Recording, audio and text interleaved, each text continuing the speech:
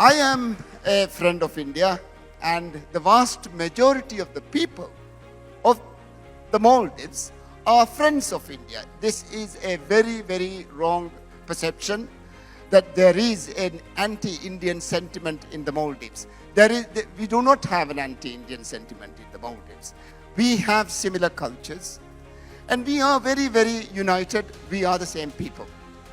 You cannot divorce us. You cannot marginalize us from India. That's not what India did. What India did was they respected a small island nation. And I am very glad that, Indian investments go through a tendering process. Yes. President Nasheed here, he's not just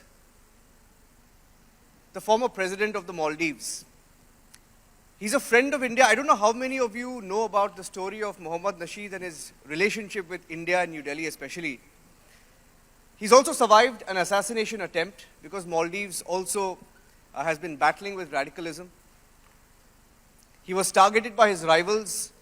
He was jailed, almost tortured when India had to intervene. The government had to intervene and ensure that he's freed. There was political intervention from India. He's popular in Maldives, but he's also controversial. Before we start the session, President Nasheed, I'll just ask a question to all our friends who are here. How many of you in the auditorium have been to Maldives in the past? If you can just raise your hands, please. Far too few. Far too few. Okay. Let me ask them another follow-up question. How many of you will go back to the Maldives after the recent controversy? And there's a reason why I asked that question, President Nasheed. So let me start with the headline today, and before we get to the tourism aspect of it. Maldives and China have now, come to a defense agreement. It's been signed. Maldives will now obtain non-lethal weapons and training from China, right? Why is Maldives falling for the China trap, President Nasheed? It didn't happen during your tenure. Why is it happening now? Well, firstly, thank you very much. It's a pleasure to be back in Delhi, back in India. I've been away from India for far too long. It's been 6 months. This business of a former president is an awkward affair. You can't just go to places. You have to be invited to come. So thank you very much for inviting me. Thank you, the editor-in-chief, and thank you to the whole team. I love it here. I've always said, I am a friend of India, and the vast majority of the people of the Maldives are friends of India. This is a very, very wrong perception that there is an anti-Indian sentiment in the Maldives. We do not have an anti-Indian sentiment in the Maldives. It's a small minority of people who, for their political benefit, have coined a phrase and have gone with this rhetoric. So, but before coming to your question, as you pointed out, I immensely admire your Prime Minister, Honorable Prime Minister Modi, and the work that the Prime Minister is doing. It is not only lifting the people of India to prosperity, it is giving a source of strength and honor and proudness to all of us. We want to rise with India. We want to plug into your development. We want to have prosperity in our islands, in the neighbor, and whatever good happens here will overflow to our neighbors, to your neighbors. And therefore, it is very important for us that India keeps on rising. I have no doubt that this will ever stop. The coming decade would certainly be the decade for India. Now, coming to your question, why has the Maldives signed a defense agreement with China?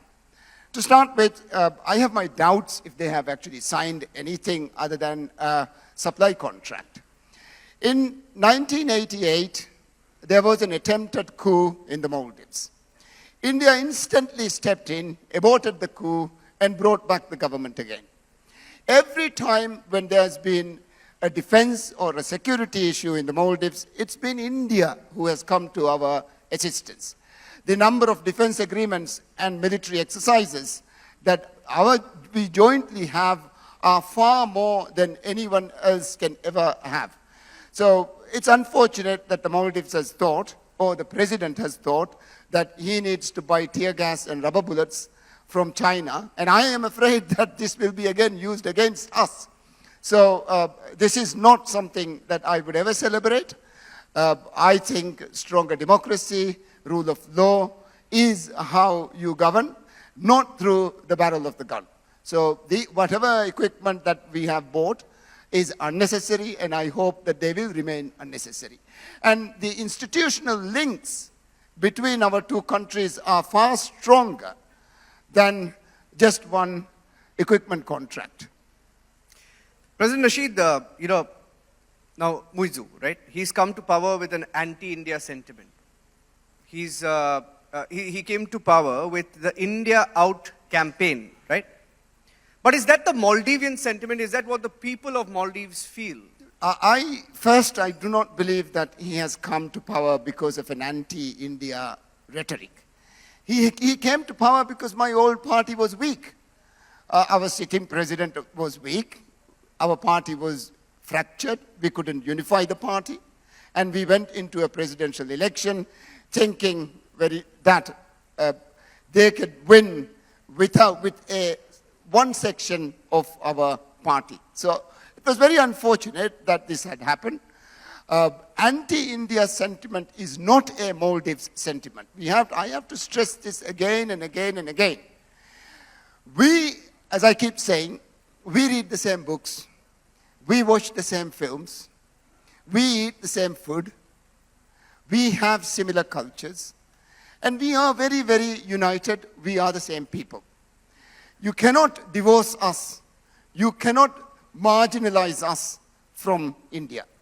And I never would believe that a sensible thinking Maldivian would ever believe that there can be any political gain by having an Indian sentiment. Most of our doctors are Indians. Most of our teachers are Indians. Most of our accountants are Indians. The middle establishment is very much assisted by India. So it is foolhardy for us to think, outrageous for anyone to think that an anti-India sentiment is a Maldives sentiment. I've come here at a very difficult time. Yes. And especially having to sit with journalists like, high-flying journalists like you. Sir, we're not high-flying, sir. And trying to defend, trying to bat it out would be, I know, difficult.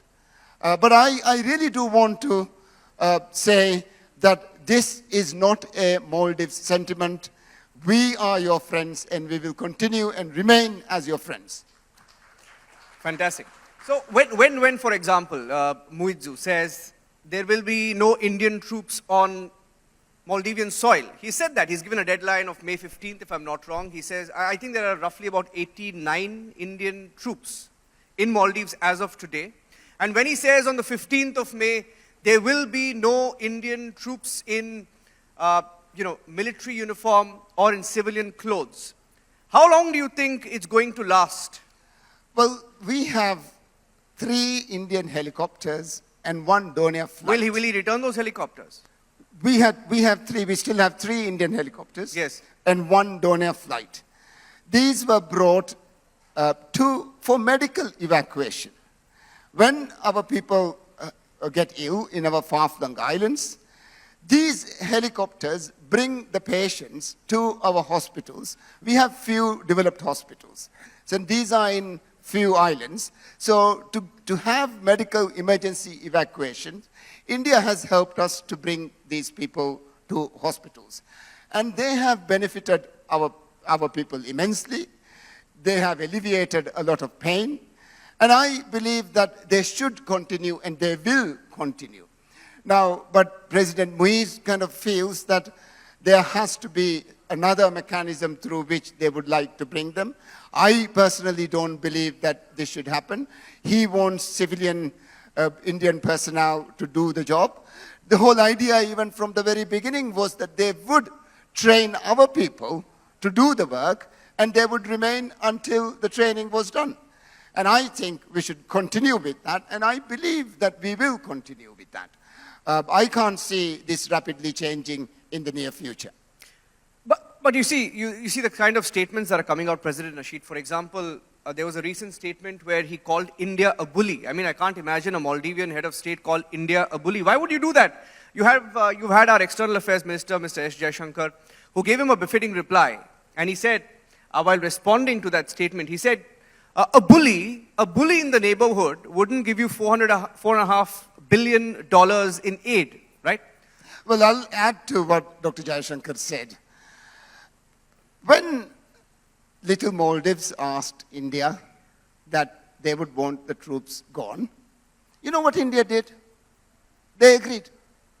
There was no muscle twisting, muscle display. There was no arm twisting. They just wanted to have a conversation, find out how this can reasonably be done. That's not an action of a bully. An action of a bully would be to display your muscle. Of course, you do have far more stronger than anyone around in our region, or for that matter, the planet. That's not what India did. What India did was they respected a small island nation for whatever, right or wrong. They respected it, spoke to them, they are speaking to them, and they are finding ways of how to hand over. And I believe these are actions of a responsible superpower. These are not actions of a bully.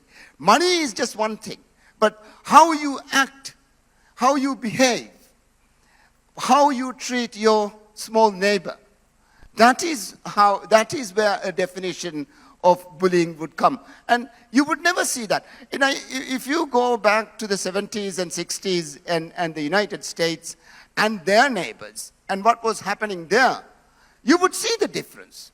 Here is a responsible superpower rising, and I like it. I want to see India rise, and I strongly believe that our safety and our security is linked. Yes, the $4.5 billion, the COVID vaccine, the 1988 coup, when we had water shortage, India also came with water. So there's numerous incidents when India has always come and helped us out. And I don't think these are actions of a bully. That's very wrong to say it. Yeah. No one should say it.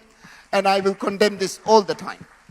And when you speak of bullies, how would you describe China? Would you call China a bully, or would you call China or refer to China as a honey trap? I'll tell you why. Because see what's happened to Sri Lanka, and you have friends in Sri Lanka. See what has happened to Nepal, what they're trying to do in Bangladesh, for example, and in Bhutan, right? Now, all of them are wary of China today. Why is Maldives suddenly taken this still? You know, throughout the region, we swing from one side to another after every election. This is a habit. But we must try and see that we have stable foreign policy, where we have more center and not keep on swinging from one side to the other. But this is happening. It's part and parcel of multi-party democracy. If I say it's white, my opposition would instantly come out and say it's black. So there is that element to it as well. But China has spent given a lot of aid, loans, to our countries to build a lot of infrastructure. Now, I do not think that we should measure development with concrete. The more concrete, the more steel you have, the more glass you have, that doesn't necessarily mean you're developing more. They intentionally raise the price of the projects so that the business plan fails. When the business plan fails, you can't pay back your loan. So when you can't pay back the loan, then they ask for equity. And with equity, we lose more sovereignty.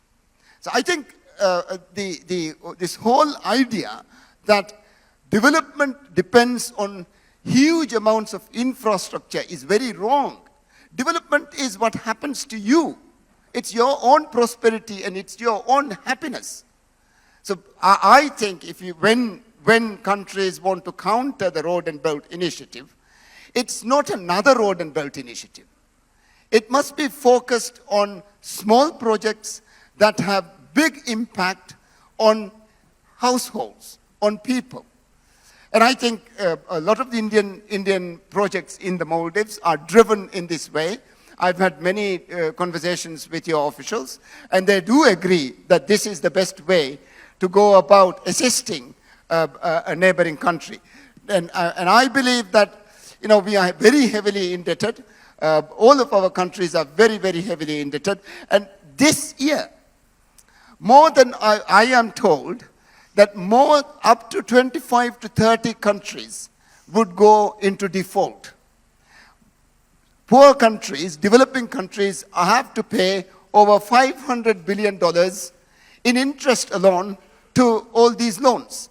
We don't have that money because none of these projects were actually financially viable. So it is going to be a difficult year. There will be more defaults and there will be more chaos all around us. So it's going to be sad, and I think we should be very, very mindful about where the money is coming from, how the money is spent, what are the terms of these investments. And I am very glad that, Indian investments go through a tendering process. Yes. And we know what is coming to our country. It's not just some vanity project for a minister. It's done through enough assessments, and it's going through a process. And the rates are very, very low. So these are development loans. And the price is the best price. So I think there is a marked difference between what we get from India and what we get from China. I would go for Indian assistance any day. Great. Well said. I mean, once Maldives default, I think the tide will change. And the tide will change. And we also know it's a fight for the Indian Ocean. Of course, India has a stake in the Indian Ocean, right? China has an interest in the Indian Ocean. Now, I wanted to ask you, because I was speaking to you just before this, and you mentioned that the current president of Maldives is running out of support. Is that true? Is he isolated? Is there a chance that the government could fall in the Maldives? Well, he won the elections, as I said, A, because our party got fractured and the president was very weak. B, because the former President Yamin, and the breakaway from the MDP also supported him. But now all of these people have left him. His own party is fractured, where President Yamin has distanced himself from the new president, and no one is around him. So he is looking very, very isolated. We have parliamentary elections coming, and I think these elections would show how the political landscape would look like. And I am hopeful, and I am very confident that we will be able to bring sanity to the Maldives. Sensible people will do sensible things, and we can't go along this trajectory and this pathway. It will change. Yep. Now, about the Indian Ocean. Yes. The Maldives occupies the navigable parts of the Indian Ocean. We are a very big country. We are a big ocean state. We stretch 1,000 kilometers from north to south. Most of the trade routes and supply lines converge into our space and our country. So there is always people who want to dominate the Maldives. And we should always be mindful about that. And because of this, safety and security of the Indian Ocean is so important for all of us. India is very relevant for us. And we must have good relations with India. I believe these are the sensible paths that we should take, and I think it will continue. We have our Prime Minister here is very popular, He likes to dive, he likes to snorkel. And why was there such a meltdown in Maldives when our Prime Minister went to Lakshadweep? Why did your politicians lose it? At least a set of them. They lost it on social media. They put out posts, bordering on hate, right? Why did they go into a meltdown? Well, small minds do wrong things. Developing tourism in Lakshadweep would be for the benefit of the Maldives. It's complementary. It's never competitive. When Sri Lanka grows, when Sri Lankan tourism prospers, it's always a benefit to the Maldives. Someone who is going to Lakshadweep is more likely to come to the Maldives as well, because you've been there and there is another destination right next door. So very often people take these multiple destination tours. So I think it was wrong even economically. We've understood this about Maldives tourism industry and how it helps when Sri Lankan arrivals increase, Maldives arrivals will increase. So I think tourism development in Lakshadweep would benefit us all. There is nothing wrong with having tourism in the Lakshadweep, and it would be beautiful. I am sure it can be done. And I believe a lot of our own entrepreneurs, because they have a very good experience on developing resorts, they probably have better experience in this region in developing resorts, and they would jump to the occasion. Yes. They already have resorts in Seychelles, they already have resorts in Zanzibar. So I am sure our entrepreneurs would jump to the occasion. And they do want this. They've been wanting tourism development in Minico Islands as well. So I think, to start with, this was wrongly thinking, and it was small minds talking about silly things. And I'm glad that these low-level government officials have now been removed. And these are activists who suddenly was brought into government, and then they just kind of ran on the wrong side. Sad, and I am sorry. Yeah. I am extremely sorry that they have done this. Now that's it's graceful of you. But is it true that tourism industry has actually taken a hit because of the boycott by Indians? Well, yes, a lot of Indian tourists have stopped coming to the Maldives, and even if the aggregate number remains, we must understand that resorts specialize in destinations. There'll be resorts who specialize in Indian tourists. And for them, it would be a very, very big hit. So the boycott campaign here has hurt us. And again, I've come here to tell you, please come to the Maldives. And you must win our hearts and our minds. They are with you. To hit us back I am sure that's not the view of the Honorable Prime Minister. I know the Honorable Prime Minister very well. I'll tell you, I don't know if I'm allowed to say this, but Laila, my wife, when she asked the Prime Minister not to come to the Maldives while I was in prison, the Prime Minister not only not came to the Maldives, but got me out as well. So I can go on saying so many instances, and our relationship with the Honorable Prime Minister is very rich, very friendly, and I am sure it will continue. Yeah. And finally, I had a classmate. I had a few classmates when I studied in Bangalore, a city in Karnataka. And, they're back in the Maldives, and some of them are in the tourism business. And they tell me it started with India out, but the mood now is Muizu out. Is that true? Is that going to happen? Well, you see, when you go against entrepreneurship, when you actually hurt your own people, it will be difficult to win their hearts. It will be difficult to get their support. So I think the President, Dr. Moise, would realize what has happened, and he will have to change course, redirect himself, and see that we remain strongly together. This is not the path that we should take. All right, he's traveled all the way from Ghana in Africa to be with us at the Republic Summit this year, and he's going back to Ghana after this, so big round of applause for President Nasheed. There's one more little thing, yeah. Right? Going to the topic, what should India do in the coming decade? India, I believe, will save the planet. I am very sorry, this hasn't come up here.